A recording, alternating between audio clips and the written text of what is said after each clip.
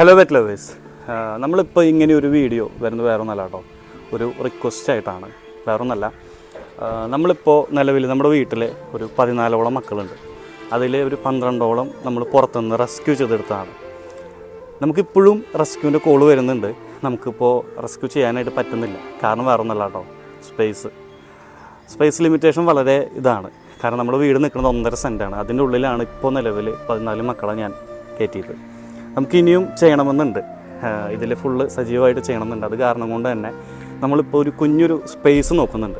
അപ്പോൾ ആ ഒരു ഹെൽപ്പ് ചോദിച്ചിട്ടാണ്. ആരെങ്കിലും കയ്യിൽ അങ്ങനെ ഒരു സ്പേസ് ഉണ്ടെങ്കിൽ, അല്ലെങ്കിൽ കുറച്ച് ഉള്ളിലോട്ട് കയറിയിട്ട് ഒരു വീട് റെൻ്റായിട്ടോ ഇച്ചിരി സ്പേസ് ആയിട്ടോ അങ്ങനെ എന്തെങ്കിലും ഉണ്ടെങ്കിൽ തീർച്ചയായിട്ടും എന്നെ കോൺടാക്റ്റ് ചെയ്യണം.